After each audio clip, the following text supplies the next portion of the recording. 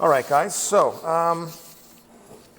we're going into our next unit, all right, and actually section 4.1 we'll come to a little bit later on when we look at the functional basis for the exponential function. Okay, and that's the title of this unit, exponential functions. So here we are at section 4.2, and what we're going to work on is our exponent laws. This is actually a review of exponent laws that you would have learned when you were in grade 9 and certainly exercised while you're in grade 10. Excuse me. And so what we're going to do is we're going to go over a few ideas, okay? And some of the more challenging ideas have to center around negative exponents, okay? And then we'll evaluate some expressions, and you'll do some homework, and then we're going to learn about what are called rational exponents, or exponents that are fractions, like a half or 3/4 or whatever it may be. And when we learn about those, then once we'll have the full gambit of all the exponential relationships, then we'll do some integer applications of how to simplify exponential relationships or exponential expressions. Okay, kind of a, well, anyway, we'll get to it. All right, so as we are right here, first we got to start with what an exponent, or more importantly, what a power is. Okay, because a power is like 5 to the 7. That is a power. Okay, the whole thing is a power. So a power in this example here is like b to the 8, okay, or 5 to the 7. The entire thing is a power. And the exponent is the small number. Okay, and I have it labeled here as well. What an exponent is an abbreviation or a short form way of writing repeated multiplication. Okay, so a coefficient on a variable is repeated addition, like, 2x. Okay, the 2 means there's 2 x's. It's x plus x. It's repeated addition. If I have a 12x, then it's x plus x plus x plus x plus x, all the way until you have 12 x's that you add together. Okay, so that's repeated addition. To do repeated multiplication, we have an exponent. Okay, and that's the way that we abbreviate, or we have something called a power. We also have an important feature in here too, that's something called the base. Okay, the base is the larger number. It's the number that is multiplied together repeatedly. Okay, so we have something written in power form. Okay, and then it's expanded into 4.4, which means 4 times 4, okay? Or y to the 5, it's expanded to y times y times y times y times y. And of course, as these numbers get large, they tell us things, and as the numbers become negative, they tell us different things. And as the numbers become fractions, they tell us different things. And as a result, it sort of falls under this category of a large, large, large amount of possibilities, okay? So, a power is a summarization of a repeated multiplication event. Powers consist of a base, as I've said, an exponent, okay, and the entire thing is the power put together. So some people call these exponent laws, some people call these power laws. They call them exponent laws because you do the operations ignoring the base and focusing on the exponent, okay? Or we call them power laws because it's actually laws that exist because of the fact that the whole thing is a power. I used to call them power rules. Okay, you can call them Ralph if you want to, as long as you understand how to use them. And these are short form abbreviations of how we can do repeated multiplication. You can always take every exponent and you can expand it out if you want to and do it the old-fashioned way algebraically. It's just a lot of work. Okay? So in grade 9, you should have talked a little bit, explored, and derived these exponent laws. We will, next lesson in section 4.3, derive an exponent law, which means we'll come to understand what a rational exponent actually is. Okay? When we start with the power laws, we always start with what I call the big three. The big three are your go-to exponent laws that you can use to simplify just about any, if not all, exponential expressions or algebraic expressions that involve exponents. You can simplify them all using the big three, and then at the very end result, if you have something quirky like a negative exponent, or you have a fractional exponent, then you can go ahead and you can do more work along with that, or write it with a different type of abbreviation or mathematical relationship. Okay, but the big three are key. So number one of the big three, okay, is multiplying powers with like bases. And the key is it has to have this number is the same. These abbreviations don't work if you have a squared times b squared. We don't add the exponents for a squared and b squared because the base part is different.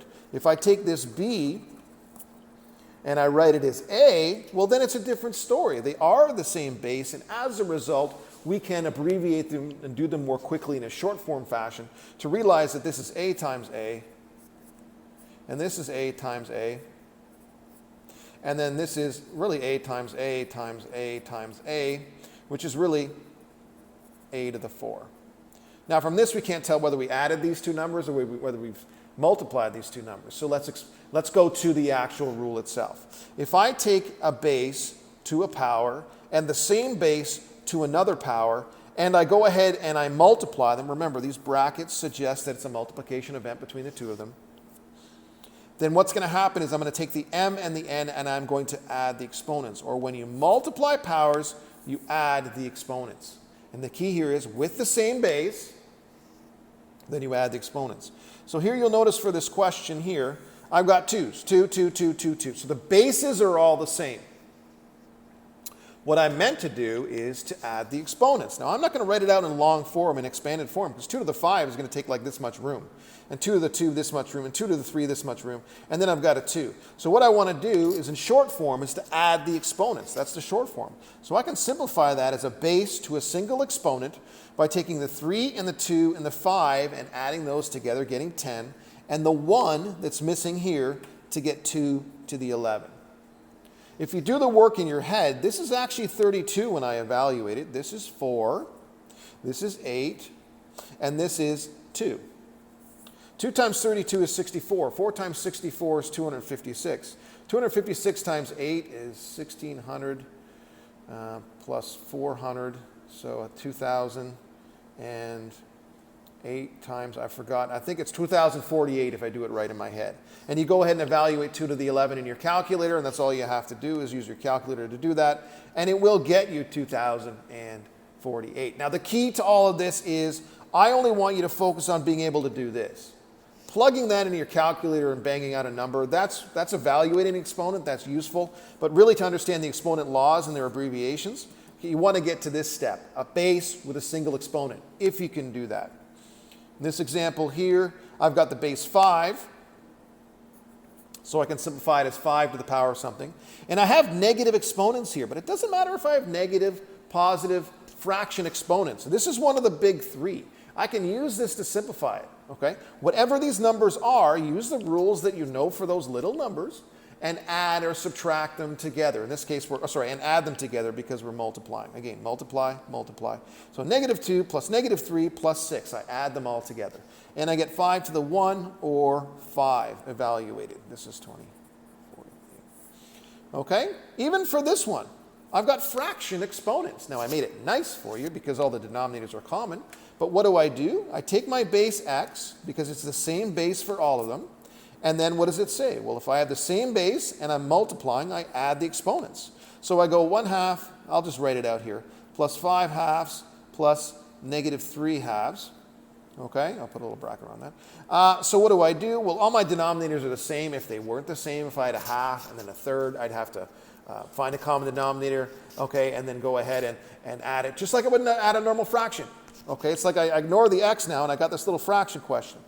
And all I'm really going to focus on is how do I add 1/2 and 5/2, I get 6/2, and then add a -3/2, and I end up getting a +3/2. Or, the 2's are the same. So if I go over to the side here, I go x is equal to over 2. And I go 1 plus 5, I guess plus -3, or just -3 if you prefer. 1 plus 5 is 6. Plus -3 is 3, and so we end up with 3/2, okay? And writing that and evaluating that, well, I don't know what x is, so I can't evaluate it. So that's about as far as I can go, okay? And so that shows you how to use the big number 1 of the big 3, multiplying powers, okay? So now I'm going to move on to a next of the big 3. This is number 2 from what I call the big 3, and that's dividing powers. And you've seen this, usually it's written in a fraction form, but it could also be written with a division sign. We very rarely use that nowadays, okay? So we really write them as fractions in most cases. And what I do is, as long as the base is the same and I'm dividing powers, I subtract the exponents. I take those two and I subtract them, m minus n. And you would have done this in your rational expressions unit. So you know what to do here, Okay, but we're reviewing this in the context of what we're doing so we can understand how to do it in situations that are a little bit less familiar. So what do? Well, I just go 7, and I go 7 minus 3. 7 minus 3 is 4. Now, whatever the result of the subtraction is, I bring it up to the numerator, and then I get an answer. If I did 7 minus, let's say that was a 10. If I went 7 to the 7 divided by 7 to the 10, my result would be 7 minus 10, which, and watch your arithmetic, watch your integer rules. 7 minus 10 is 7 to the negative 3. And then I would learn how to deal with that. And we're going to go over negative exponents again, okay? Or a little bit later on in this lesson. Now, something we've seen already, but it's something that we have to get used to dealing with again, okay? So this is 7 to the power of 4. I'm just simply 7 minus 3. Okay, here is the same idea. I've got the same base, they're both x's, so this is going to be x to the power of something. Now I'm going to write it out here, negative 3 minus negative 5. And you got to be careful when you do these when you have negative exponents, or if you have fractions. Okay? So what do? Well, if you go negative 3 and you just go minus 5, you're going to get negative 8, which is incorrect in this case. In fact, what it is negative 3 minus minus 5, or negative 3 plus 5, which ends up being x squared. Okay? So you have to be careful when you subtract the exponents. You take what's the exponent on the top wholly, and you subtract the exponent on the bottom, which is that. Okay? You have to do it that way. So watch for when you divide and you're subtracting negative exponents. It's like when you do the elimination in grade 10, and you have x minus 3y equals 4, and you have x minus 4y equals 7. And remember, you subtract those, right? And x minus x, that eliminates, and that's your elimination. A lot of people go negative 3 minus 4, and they go negative 7y equals, in this case, a negative 3. But because 4 minus 7 is negative 3, that's not too bad. But really what it is negative 3y minus 4, okay, which ends up being a positive 1y, which definitely makes it a lot nicer of a result. So you got to be good. You got to be religious. You got to be careful when you're doing these integer type operations. Here as well, with negative exponents, you got to be careful with those integer rules or those integer situations. Now here, I have a combo. I've got a multiply on the numerator and the denominator, and then I've got an add, but they are all the same base. So I'm giving you a little bit harder of a question here, but I'm using the two rules that we just learned. I'm going to start by simplifying the numerator and the denominator separately. So I'm going to go 2 to the 7 and 2 to the negative 2. And I'm going to add those exponents, so it becomes 2 to the 5. And then I'm going to go 2 to the 1. Remember, I leave out that 1. 2 to the 1 and 2 to the negative 3. 1 plus negative 3 is going to be negative 2. And then what I'm going to do is I'm going to subtract 5 minus minus 2. So I go 2 to the 7.